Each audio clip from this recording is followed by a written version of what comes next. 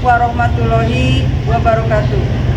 Perkenalkan, nama saya Leni Kurnia, mahasiswa PPG dalam jabatan kategori 1 angkatan 2023 dari LPTK Universitas Siliwangi Tasikmalaya dengan nomor peserta 20.00302357 program studi pendidikan sejarah. Saya guru di SMA Negeri 9 Garut. Pada hari ini, Selasa 5 Maret 2024, akan melaksanakan uji kinerja pembelajaran di kelas 12 IPS 5 dengan materi sejarah kontemporer dunia, yaitu runtuhnya Vietnam Selatan. Model pembelajaran yang saya gunakan yaitu discovery learning dengan metode diskusi. Mudah-mudahan pembelajaran ini mendapatkan bermanfaat. Selamat menyaksikan. Assalamualaikum. Waalaikumsalam warahmatullahi wabarakatuh. Bismillahirrahmanirrahim. Assalamualaikum warahmatullahi wabarakatuh. Waalaikumsalam warahmatullahi wabarakatuh. Selamat pagi anak-anak. Pagi. Bagaimana hari ini kabarnya? Alhamdulillah baik. Sebelum pembelajaran dimulai, kita bacakan dulu doa biar pembelajaran hari ini diberkati oleh Allah Subhanahu wa taala. Silakan KM untuk memimpin doa. Duduk siap. Sebelum belajar, marilah kita berdoa dalam hati masing-masing. Berdoa dimulai. Doa selesai. Beri salam. Assalamualaikum warahmatullahi wabarakatuh. Waalaikumsalam warahmatullahi wabarakatuh. Dan sekarang sebelum lanjut ke materi, Ibu akan mengabsen dulu ya. Mengabsen dulu untuk hari ini tanggal 4. Tanggal berapa? Ya, tanggal 5 Maret. Sekarang ya, kita absen dulu ya hari ini. Ade Putra. Demo. Kurnia Lestari. Hadir. Ipan Ramdhani. Hadir. Mutiara Sakit. Sakit. Usep Rahmat. Iya. Jadi yang sudah ada berapa orang? 2. Itu Mutiara dan Sulis. Ya, itu Mutiara dan Sulis sekarang lagi sakit ya. Kita doakan mudah-mudahan Mutiara dan Sulis itu cepat diberikan kesembuhan oleh Allah Subhanahu wa taala, dan kita yang ada di sini yang selalu sehat dan mudah-mudahan selalu sehat, selalu semangat dan diberikan keberkahan oleh Allah Subhanahu wa taala. Nah, sekarang sebelum melanjutkan lagi, supaya sekarang kita itu kan merupakan generasi muda, generasi penerus, bagaimana supaya rasa nasionalisme di dalam diri kita itu muncul. Semakin tinggi rasa nasionalismenya, ya kita menyanyikan lagu kebangsaan nasional yang berjudul Dari Sabang Sampai Merauke. Tapi sebelum menyanyikan lagu kebangsaan, berdiri dulu semuanya. Berdiri dulu semuanya. Silakan rapikan dulu pakaiannya yang belum rapi. Rapikan dulu. Siapa yang belum rapi, sana rapikan dulu. Ipan, rapikan Pak. Ya, rapikan, alaskan bajunya adalah. Sudah rapi semuanya? Silakan kalian tengok kanan, tengok kiri, tengok bawah. Itu di bawah masih ada sampah, lihat. Kebersihannya, sampahnya bawa. Siap untuk menyanyikan lagu kebangsaan? Siap. Suaranya yang keras ya? Siap. Iya. Kita mulai, tangan kita itu berada di dada kita, ya, dada kita ya. Oke, siap. 1, 2, 3.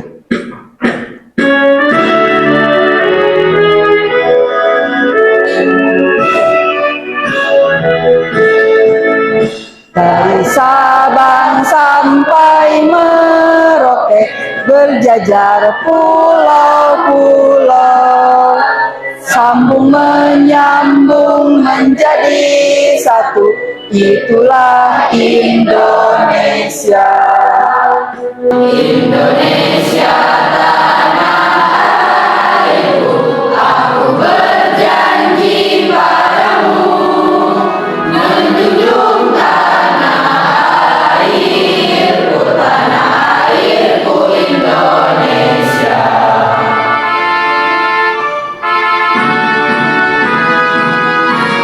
Ya udah, terima kasih. Silakan. Tahu itu makna dari lagu dari Sabang sampai Merauke. Di sana kan dari Sabang sampai Merauke, menjunjung tinggi tanah airku. Itu untuk membangkitkan semangat, membangkitkan rasa nasionalisme kita sebagai anak bangsa. Jangan sampai negara kita, negara tercinta yaitu Indonesia, jangan sampai terpecah belah. Masih semangat? Masih. Contohnya? Siap ya. SMS Selang Garut. Sudah. SMS Selang Garut. Maju tegak. SMS Selang Garut.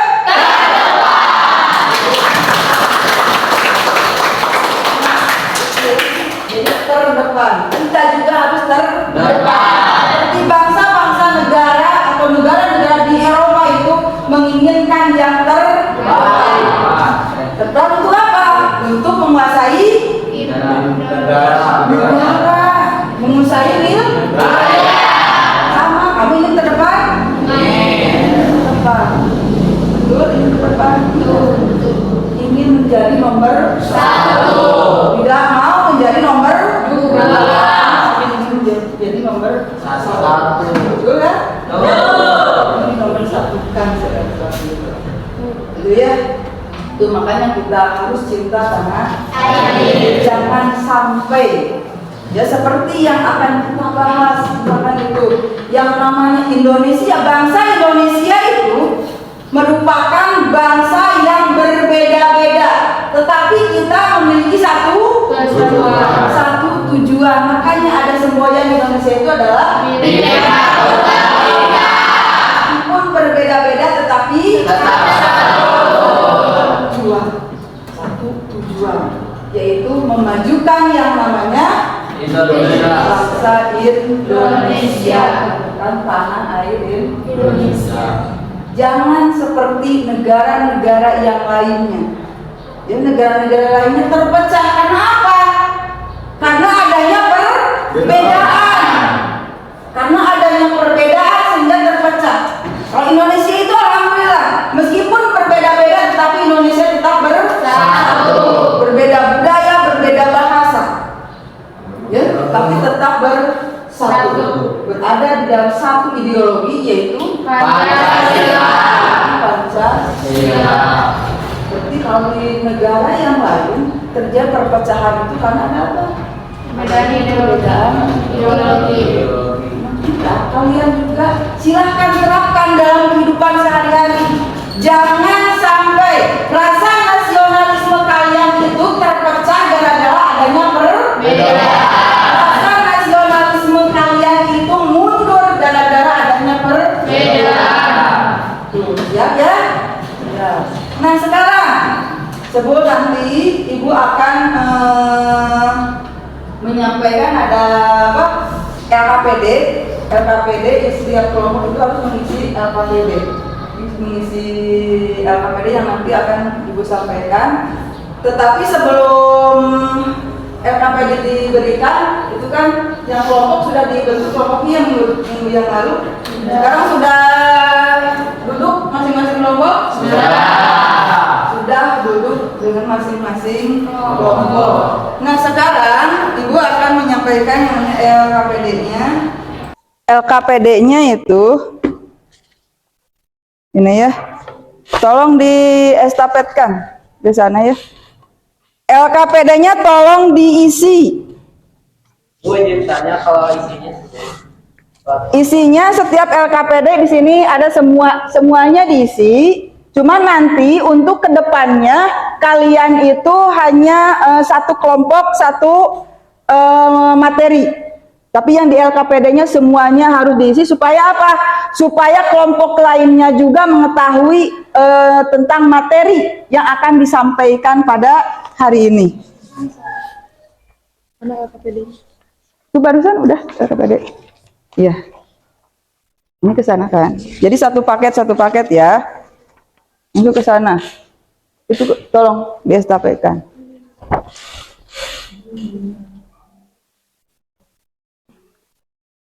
Ya udah ini aja. Nih udah semuanya dapat? Sudah dapat semuanya? Ya, sekarang kalian tolong isi LKPD tersebut, semuanya diisi. Ya, semuanya diisi dari LKPD ini. Nanti setelah kalian mengisi dan mendiskusikan dari LKPD tersebut, nanti dipresentasikan. Cuma sebelum, dengarkan dulu, sebelum mengisi LKPD ini, kita sudah membahas ya untuk yang minggu kemarin itu membahas tentang materi apa? Perang dingin. Perang dingin itu tahu perang dingin? Tahu apa itu perang dingin? Perang tanpa senjata. Perang tanpa melibatkan yang namanya militer. Itu yang disebut dengan perang dingin. Terus apa latar belakang terjadinya perang dingin? Perbedaan ideologi. Ideologinya itu apa? Komunis dan liberal dan komunis. Terus apa lagi? Perlombaan senjata. Itu merupakan latar belakang terjadinya perang dingin, yaitu perang dingin itu antara Amerika Serikat dengan Uni Soviet. Kenapa Amerika Serikat dengan Uni Soviet itu melakukan atau terjadinya perang dingin? Karena kedua negara itu menginginkan menjadi pemimpin, menginginkan menjadi nomor satu di dunia. Itu untuk merebut wilayah kekuasaan yang sebanyak-banyaknya.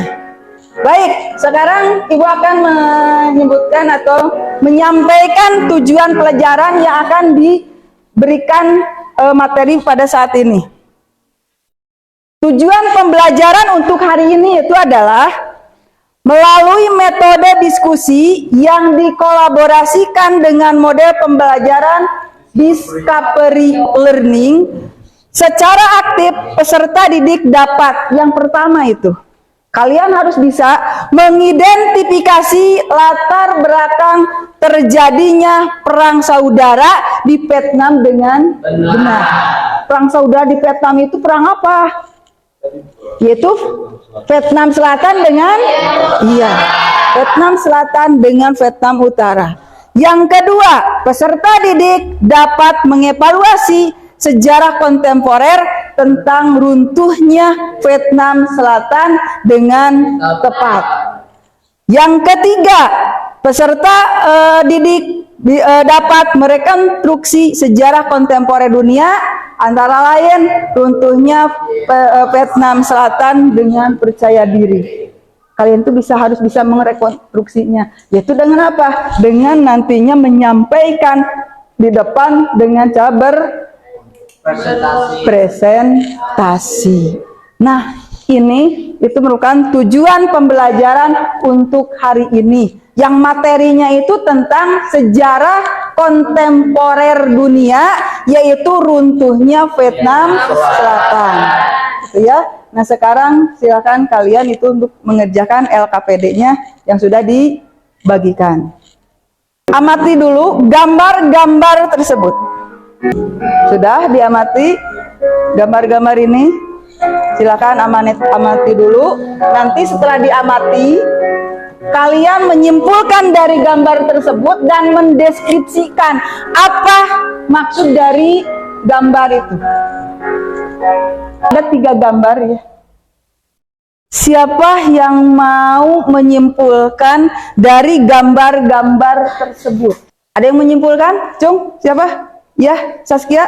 Nomor 1 itu dapat dunia, karena di dunia terdapat 2 negara adik kuasa yaitu Amerika dan Uni Soviet yang sekarang disebut negara Rusia. Dan setelah Perang Dingin, kedua negara tersebut perang dingin antara negara Amerika dan Uni Soviet yang menyebarkan kedua ideologi yang berbeda, yaitu ideologi liberal kapitalis dan ideologi komunis nasionalis.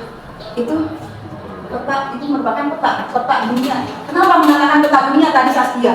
Karena di dunia ini ada dua negara adik kuasa yang sangat berkuasa di negara-negara Eropa. Kenapa ini bisa muncul? Kan negara itu, yaitu yang pertama adalah negara Amerika, yang kedua adalah Uni Soviet, yang sekarang disebut dengan Rusia.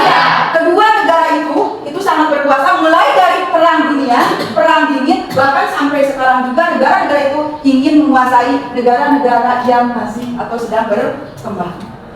Dan memiliki tadi kata Saskia memiliki berbeda ideologi. Ideologinya apa? Negara kapitalis itu negara apa? Negara Amerika Serikat. Kalau yang Uni Soviet? Komunis sosialis itu yang Uni Soviet atau Rusia. Jadi dua negara itu makanya di pertandingan sana. Karena apa? Karena kedua negara itu ingin menguasai yang namanya dunia, bahkan termasuk ke wilayah Indonesia. Kamu tahu Indonesia itu terpengaruh tidak oleh paham liberalisme? Indonesia terpengaruh oleh paham liberalisme tidak? Ada tidak? Ada. Indonesia juga terpengaruh oleh yang namanya paham liberalisme. Buktinya apa? Pada saat apa? Liberalisme. Adanya pemerintahan yang disebut dengan demokrasi parlementer. Demokrasi parlementer itu kan pengaruh dari luar. Ya, dari luar. Kalau yang ideologi komunis masuk tidak di Indonesia? Masuk. Buktinya apa? PKI. Iya, di Indonesia itu menjebak yang namanya PKI. PKI itu kan sangat gampang.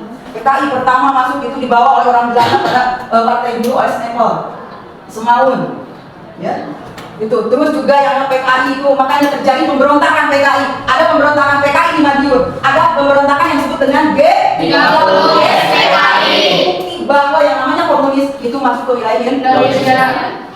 Terus juga selain itu, selain yang namanya G30 PKI itu, akibat dari keganasan yang namanya komunis banyak memakan korban, yaitu para jenderal.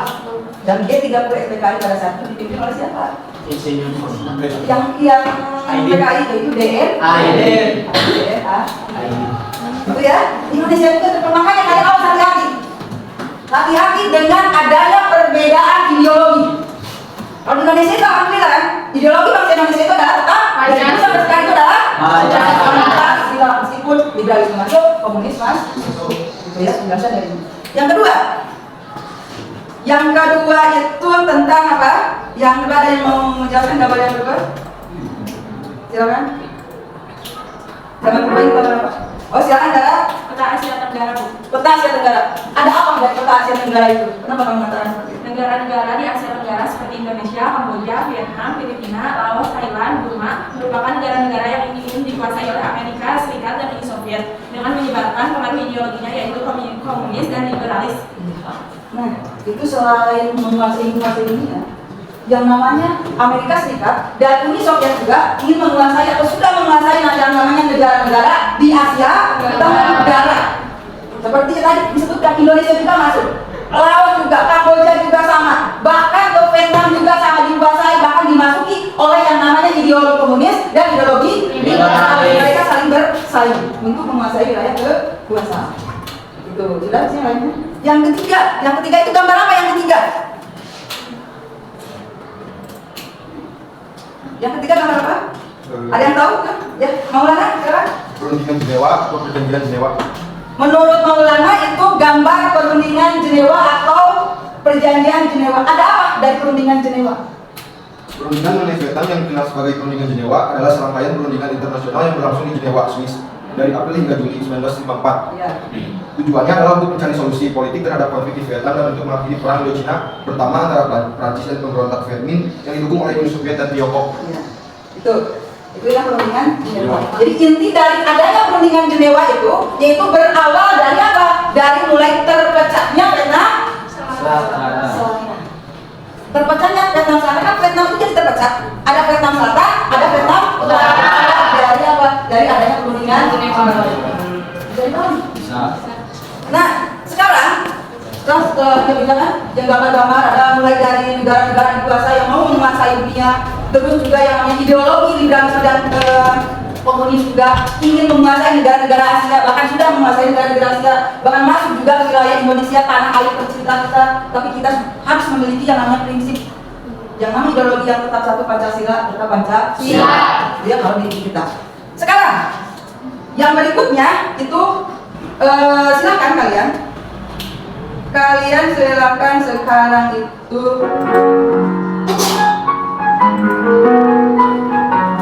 kerjakan LKPD. Silakan kerjakan LKPD. Sumbernya ada di link, itu ada di link, ada di buku, di internet. Boleh silakan mengerjakannya. Silakan kerjakan.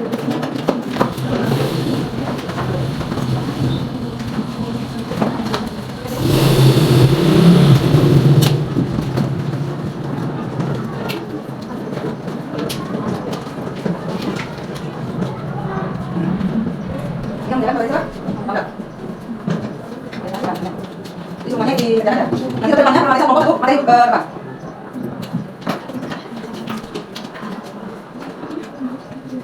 Ini yang buat bertanya Pak? Ya Pak. Banyak malah bisa segala mas. Jadi pasti yang ini siapa yang bertanya? Sini. Ya. Kalau ini yang bertanya Pak? Adik juga. Boleh Adik? Ada yang ambil tanya.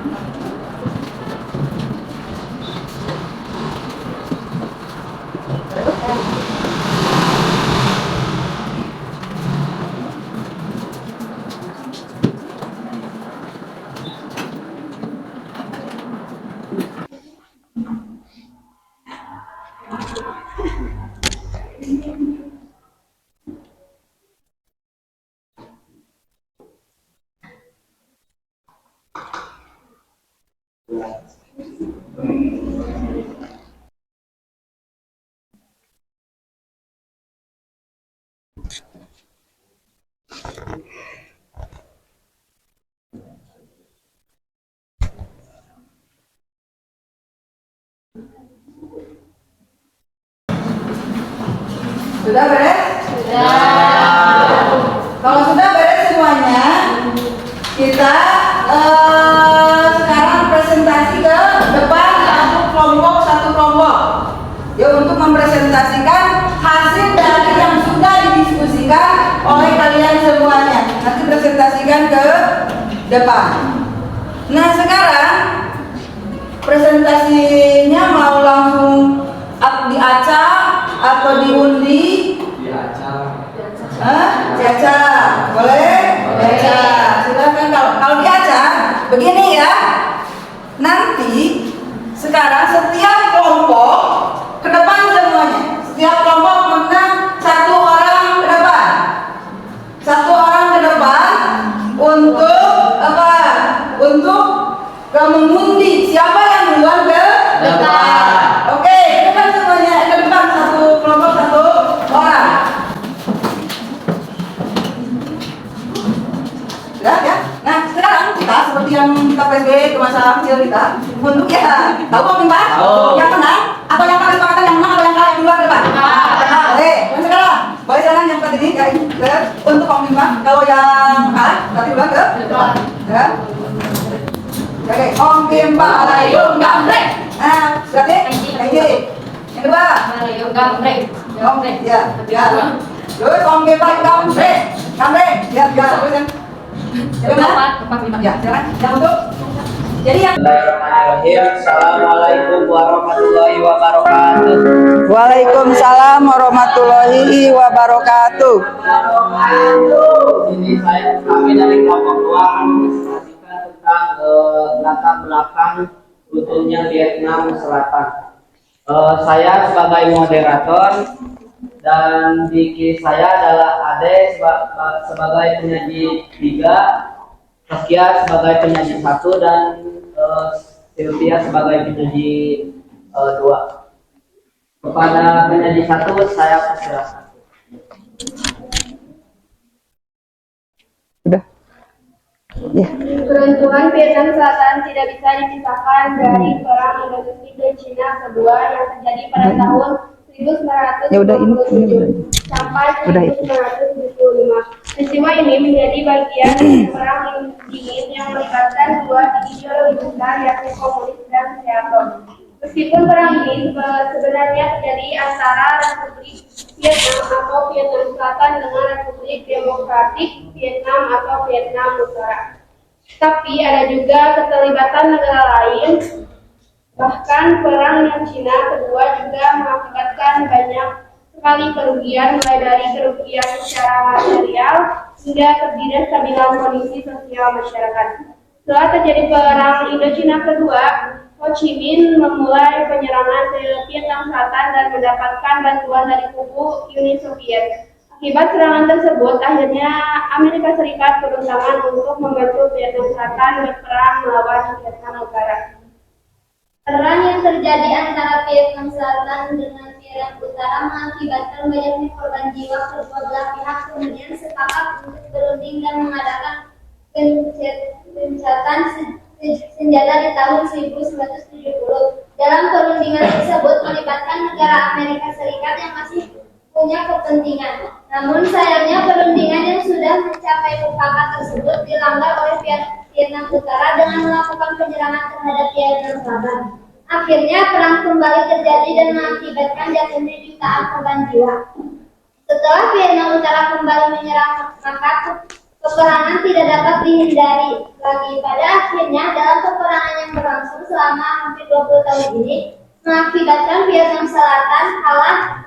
Dan supaya mudah memahami proses keruntuhan Vietnam Selatan, simak rangkuman berikut. Memasuki abad ke-19, Vietnam dikuasai oleh Prancis. Vietnam sempat jatuh ke tangan Jepang pada Perang Dunia Kedua, namun kembali dikuasai Prancis. Setelah Perang Dunia Kedua berakhir, terjadi perang dingin antara blok liberal dan komunis. Akhirnya Vietnam terbagi dalam dua blok, yaitu Vietnam Utara dengan kepemimpinan Ho Chi Minh berideologi komunis dan Vietnam Selatan di bawah pimpinan Ngo Dinh Diem memiliki haluan liberal. Terjadi perang Indochina yang dimenangkan oleh Vietnam Utara dan mutunya Vietnam Selatan tak bisa dihindari.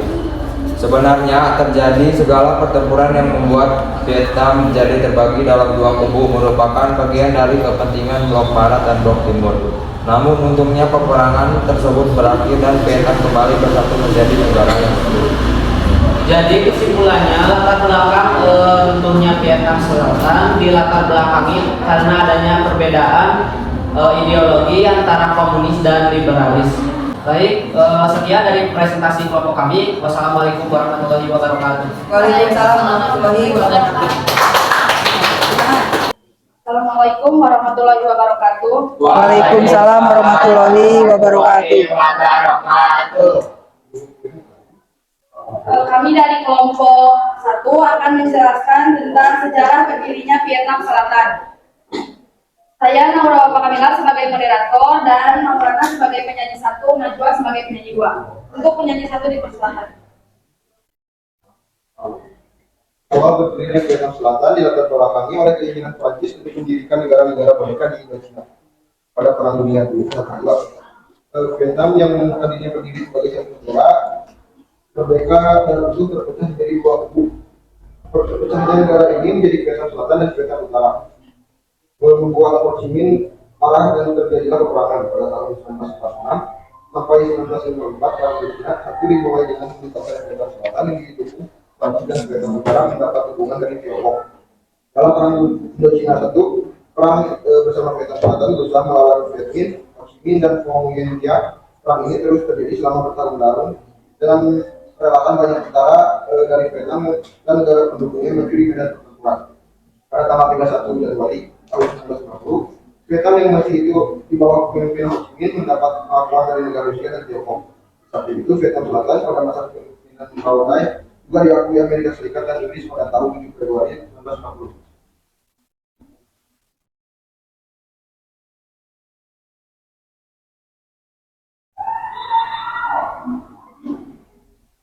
Meskipun keduanya sama-sama sudah diakui oleh negara maju, namun sebagian besar dari Vietnam tidak mau menerima kesulitan tersebut. Sampai akhirnya Perang Indochina berhenti pada 21 Juli 1954 dengan dikeluarkannya Perjanjian Geneva. Kesimpulannya, di dalam perjanjian tersebut menyatakan bahwa Vietnam resmi dipisahkan menjadi dua bagian, yaitu zona utara dan zona selatan. Seluruh ketentuan dan kesepakatan dalam perjanjian Jenewa diatur oleh pihak Vietnam Selatan. Ada yang ingin ditanyakan? Mengapa perang Vietnam dianggap sebagai perebutan pengaruh dua negara adidaya? Dijawab, karena adanya persaingan ideologi komunisme dan liberalisme.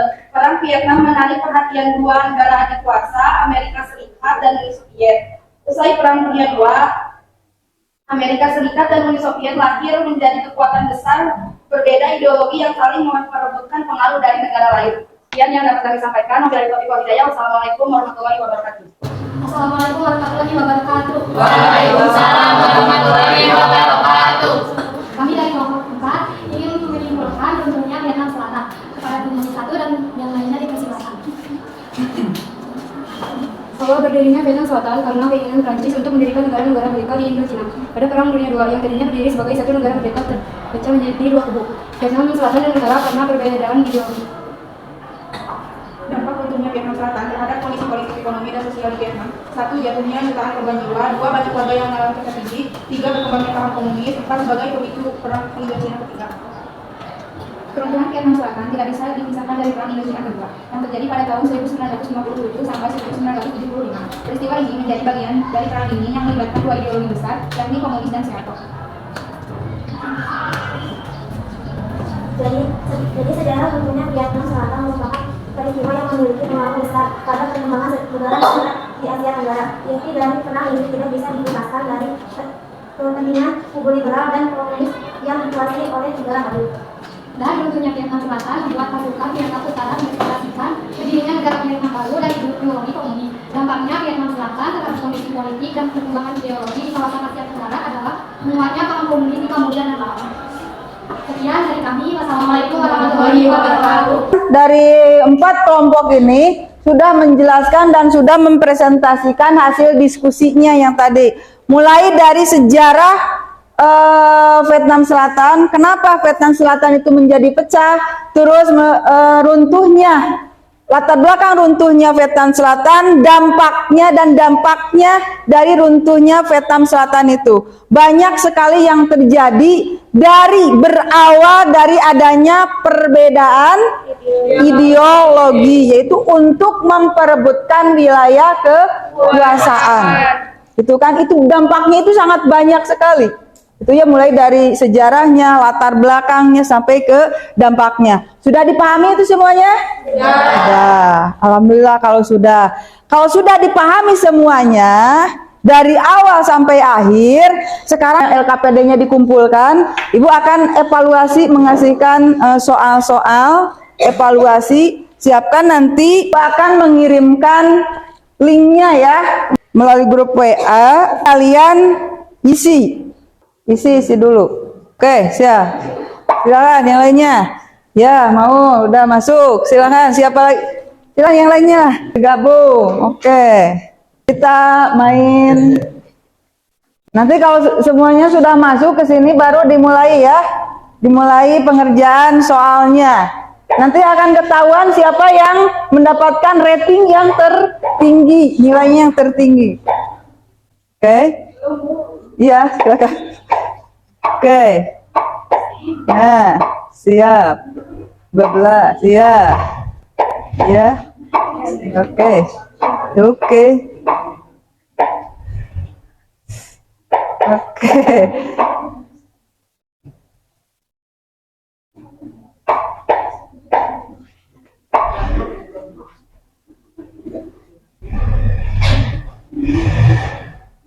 Siapa yang belum masuk? Kenapa ya? Tunggu. Biasanya loading jaringannya.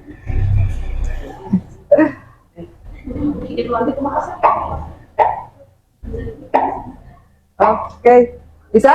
Bisa. Belum? Ya, tunggu. Silakan. Yang lainnya mohon tunggu temannya ya. Itu.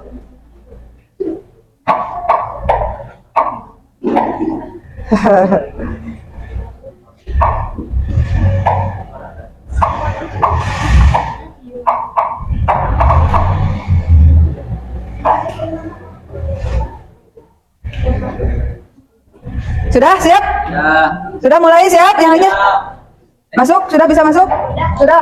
Sudah? Oke, mulai. 2, 1, go! Silakan mulai. Ngisi soalnya. Ada soalnya? Belum. Mulai. Jadi ada gantung. Ya. Oke, silahkan. Apa? Ini Saskia. Buku. Udah ini kan.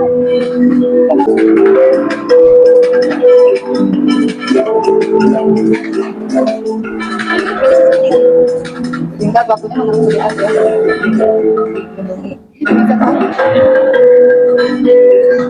So, nah. Ya, Maulana peringkat yang pertama mendapatkan skor yang paling banyak. Yang kedua itu adalah, nah ini. Jadi 3 besar. Yang ke 1 Maulana, yang kedua Ade, dan yang ketiga itu adalah Elsa. Ya, tepuk tangan untuk kita semua. Itu jadi ketiga orang ini yang bisa menyimak dari pembelajaran materi sejarah kontemporer dunia, yaitu runtuhnya Vietnam Selatan, itu yang tertinggi. Nah sekarang untuk refleksi ya, dari pembelajaran dari awal sampai akhir itu apa yang dirasakan oleh kalian? Senang, bahagia, seru, asik. Terus apa lagi?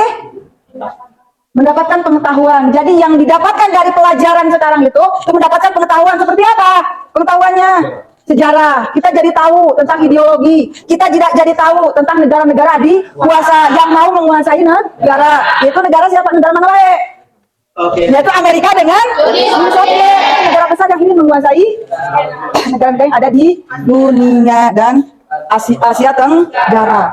Gitu ya, itu pembelajaran.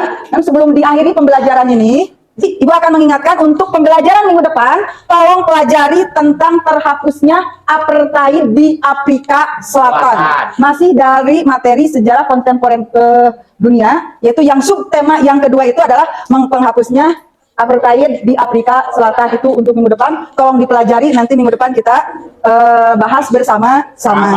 Nah, setelah dari awal sampai akhir kita sudah mengikuti pembelajaran ini.